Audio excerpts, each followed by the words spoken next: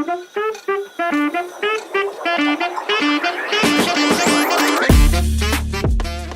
Krishna, welcome to your channel the way of law.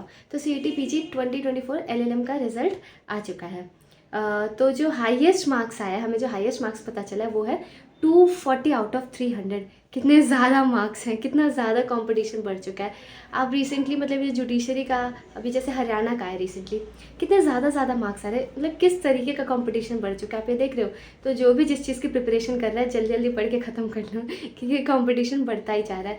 I mean 240 out of 300 बहुत ज़्यादा number है ये। Then इससे हम लोग एक अंदाज़ा लगा सकते हैं कट ऑफ का। देखो, हम किसी चीज़ को अंदाज़ा ही लगा रहे हैं, ठीक है। हम किसी चीज़ पे स्टैम्प नहीं लगा सकते कि ऐसा ऐसा ही होगा। जैसे कि आपको थोड़ी सी हेल्प हो जाए, दैट्स वाई हम लोग गेस कर सकते हैं। तो जैसे सबसे पहले ड्यू की बात करेंगे तो ड्यू में 215 210 तक जो है जा सकता है, ठीक है। और BHU का 200 से ऊपर, 200 के अराउंड तो उसका भी जाएगा ही। फिर टिस और BBAU का अराउंड 170 180 हम लोग कह सकते हैं, ठीक है। ये मैंने आपको बताया अनरिजर्व्ड कैटेगरी का। रिजर्वेशन जो है वो भी बहुत इंपॉर्टेंट रोल प्ले करता है। एक चीज़ ये हो गया। अब एक बात ध्यान रखो, जिसको एडमिशन लेना है, ठीक है, तो आप क्या करो, आप फॉर्म भर दो। मतलब अगर suppose let's say for example आपको ड्यू में एडमिशन लेना है, तो आपके मान लो नहीं है, ठीक है, मैं कह रही हूँ आपके 210 215 220 नंबर ऐसे नहीं है ना। मान लो आपके 200 है, 190 है, ऐसे भी नंबर है ना, मैं कहूँगी आप फॉर्म भर दो, ठीक है। जहाँ पे भी आपको एडमिशन लेना ना, आप फॉर्म भर दो। अब एकदम ही कम है ना। अब मान लो आपका जो स्कोर है वो 150 से ही नीचे जा चुका है ना।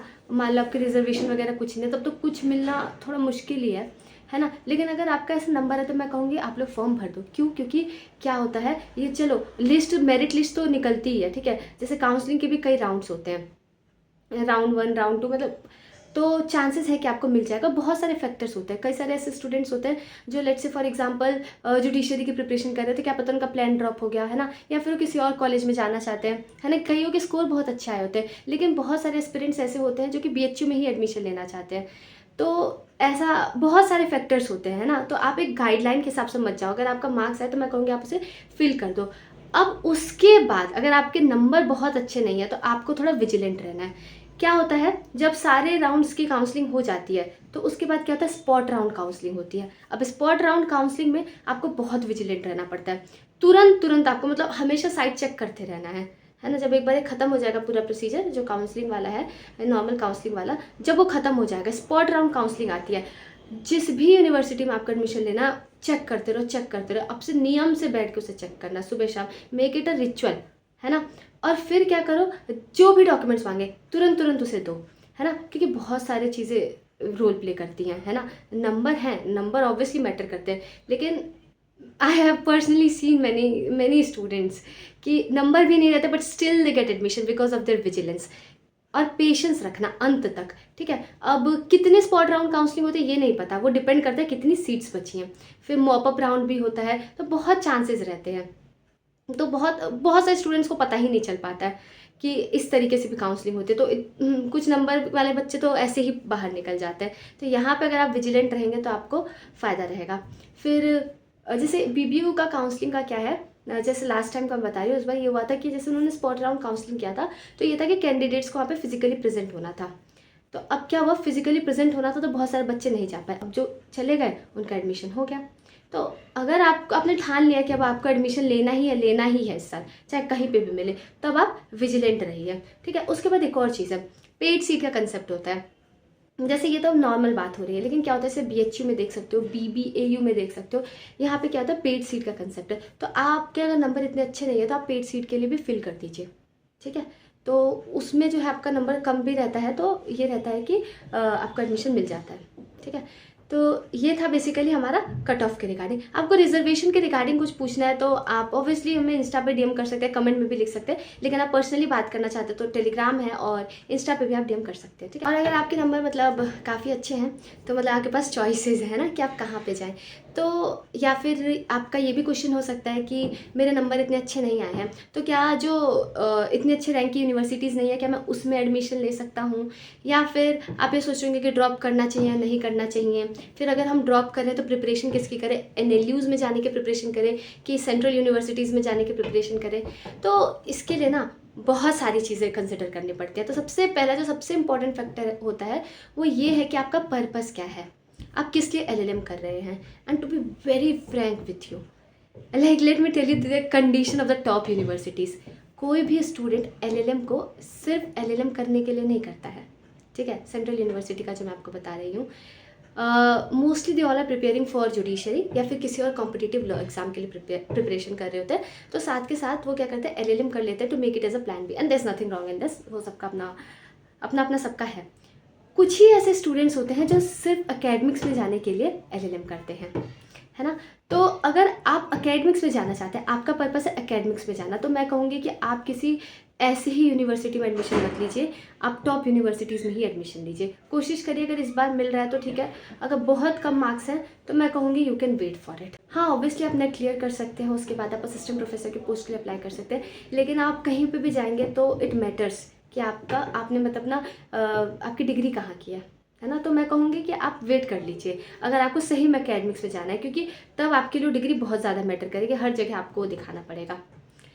और अगर आपका जस्ट प्लान बी है, आप मतलब आपको कुछ ऐसा नहीं है, तो आप जुडिशरी की प्रिपरेशन कर रहे हैं या फिर किसी और लॉ एग्ज़ाम की प्रिपरेशन कर रहे हैं, तो और आपको लग रहा है कि आपका टाइम वेस्ट हो जाएगा, फिर ऐसा लग रहा है कि नहीं आप सिर्फ प्रिपरेशन नहीं कर सकते, होता है कि बहुत ज़्यादा प्रेशर रहता है, घर का प्रेशर रहता है, देन हम खुद बहुत ज़्यादा ऐसा फील कर रहे होते कि नहीं हुआ तो कैसे क्या होगा। तो अगर आपको पीस चाहिए तो मैं तो कहूँगी कि आप कहीं पे भी एडमिशन ले लीजिए, क्योंकि आपका प्लान है तो जुडिशरी है ना, वो तो जस्ट आप ऐसे ही कर रहे हैं, है ना।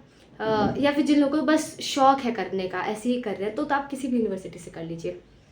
It won't make any difference, क्योंकि आप बस अगर डिग्री इकट्ठा करने के पर्पज से कर रहे हैं तो कहीं से भी कर लो, है ना। और जल्दी करना चाहते हैं तो वेट मत करो, आप किसी भी यूनिवर्सिटी से कर सकते हैं। लेकिन अगर आप प्लान बी भी रख रहे हैं मान लो एलएलएम को, ठीक है, या फिर आपको लगता है कि आपका थोड़ा भी इंटरेस्ट है, जैसे फॉर एग्जांपल होता है, अब बहुत सारे ऐसे लोग होते हैं जो कि कोई कॉम्पिटिटिव एग्जाम क्लियर कर लेते हैं लेकिन later they enter into academics. तो एक अच्छी यूनिवर्सिटी रहेगी तो ऑब्वियसली आपका एक्सपोजर अच्छा रहेगा, है ना। तो ये सारे फैक्टर्स रहते हैं जो कि रोल प्ले करते हैं, तो डिसाइड कि आपको करना क्यों है। और हर एक पर्सन का जो नीड है वो अलग हो सकता है, so you can text to us personally and I will personally reply, है ना। मैं पूरी कोशिश करूँगी कि मैं आपके नीड के हिसाब से बता सकूँ कि आपको क्या करना चाहिए। I try my best to help you. अब ये जो रिजल्ट आया ना, ये किस चीज़ का इंडिकेटर है। जैसे बहुत सारे स्टूडेंट्स जुडिशरी की प्रिपरेशन कर रहे हैं, साथ में उन्होंने सीयूटी पीजी का एग्ज़ाम दे दिया, तो इसमें अच्छा स्कोर नहीं आया, तो क्या होता है, अपने आप को बहुत ज़्यादा डी वैल्यू करने लग जाते हैं, मतलब अंडर एस्टिमेट करने लग जाते हैं कि अगर मेरा सीयूटी पीजी में ही नहीं आया तो जुडिशरी कैसे होगा। Please don't think like this, ये कोई भी इंडिकेटर नहीं है। Like let me give you the example of नानी पालकी वाला। नानी पालकी वाले के बारे में आप सब जानते हैं कि हर लॉ स्टूडेंट जानता है। मतलब अगर किसी को एक अच्छा लॉयर बनना है ना, तो उसे नानी पालकी वालों को पढ़ना ही पड़ेगा। नानी पालकी वाला कभी से भी ना लॉयर नहीं बनना चाहते थे, मैंने पहले भी बताया था। वो बस एक इंग्लिश के नॉर्मल प्रोफेसर बनना चाहते थे, लेकिन उन्हें रिजेक्ट कर दिया गया, मतलब मामूली से कॉलेज में उन्हें पढ़ाने के लिए नहीं रखा गया। वो तो स्टैमर भी करते थे, लेकिन देखो तो मैं मतलब मेरा अगर एक हार्टफेल्ट प्रेयर आप लोग के लिए है ना, तो वो ये है कि आपके साथ भगवान वही हुआ हो जो आपके लिए अच्छा हो, क्योंकि we can not always decide कि क्या अच्छा है और क्या बुरा है हमारे लिए। आपके साथ वही हुआ हो जो आपके लिए बहुत अच्छा हो। ये मत सोचना कि नंबर कम आए हैं तो ऐसे ये कोई मैं आपको ऐसे कोई संतावना नहीं दे रही, ऐसा कुछ भी नहीं है। ट्रस्ट मी, रिजल्ट जो रहता है, मैंने ऐसे लोगों को देखा है कि बड़े बड़े एग्जाम क्लियर कर लेते हैं, लेकिन कभी कभी वो छोटे एग्जाम्स को भी नहीं क्लियर कर पाते हैं। तो रिज़ल्ट पूरा हमारे ऊपर नहीं डिपेंड करता है, वो और भी चीज़ों पे डिपेंड करता है। मैंने कई स्टूडेंट्स को ऐसे भी देखा है, जैसे मैं अपना मतलब पिछली ईयर का ही एक्सपीरियंस बता रही हूँ, जिनके मार्क्स मतलब लगा ही नहीं था कि कहीं कुछ हो पाएगा, बट वो भी अच्छी यूनिवर्सिटीज़ में पढ़ रहे हैं। तो आपको विजिलेंट रहना है अगर आपको एडमिशन लेना है तो, ठीक है। और कुछ भी घबराने डरने वाली बात नहीं है। लेकिन अगर आप मुझसे कोई पूछेगा कि सिर्फ अगर हमें क्या सीयूटी पीजी एलएलएम के लिए ड्रॉप करना चाहिए ईयर, तो my answer will be no. अगर सिर्फ CUT PG LLM के लिए आप ड्रॉप कर रहे हो तो नहीं, आप क्या करो, आप साथ के साथ किसी और चीज़ की भी प्रिपरेशन करो। Like let's say for example किसी और कॉम्पिटिटिव एग्जाम की, आप जुडिशरी की, इन सब चीज़ों की प्रिपरेशन कर सकते हैं। और लेकिन अगर मान लो आप अकेडमिक्स में इंटरेस्टेड हो, ठीक है, या रिसर्च में इंटरेस्टेड हो, तो आप उस फील्ड में कुछ करो। तो मतलब पूरा ईयर CUT PG LLM को डेडिकेट करने की ज़रूरत नहीं है, इतना टाइम नहीं मांगता है ये। तो ऑल द वेरी बेस्ट, आगे का जो भी प्रोसीजर होने वाला है। और जब भी काउंसलिंग का प्रोसेस होगा तो उसमें थोड़ी सी डिफ़िकल्टी फेस होती है। मुझे खुद पर्सनली, जैसे लास्ट ईयर था, क्या हो रहा था कि मतलब हम कनेक्ट ही नहीं कर पा रहे थे किसी से, पता ही नहीं चल रहा था कि कैसे करना है, क्या करना है। तो अगर आपको किसी तरीके का मतलब कोई डाउट होता है काउंसलिंग के दौरान, तो आप लोग पूछ सकते हो, ठीक है। मैं पूरी कोशिश करूँगी कि मैं आपको बता सकूँ, क्योंकि मैंने पर्सनली बहुत सारी प्रॉब्लम्स फेस करी थी। तो काउंसलिंग के दौरान कोई प्रॉब्लम होता है ना, तो आप DM करना, है ना, कमेंट में नहीं लिखना चाहते तो आप DM कर देना, और मैं पूरी अपनी तरफ से पूरी कोशिश करूँगी कि मैं आपकी हेल्प करूँ। And I am really sorry, मैं बीच में और भी वीडियोज़ लेके आने वाली थी, लाइक आंसर की वगैरह, मैं क्वेश्चन पेपर्स नहीं डिस्कस कर पाई because of my health issues, but I'll really try my best to answer all your questions. So all the very best and my heartfelt prayer for you all कि आप लोग के साथ वही हो जो आपके लिए बेस्ट हो. So thank you for watching this video. Hare Krishna.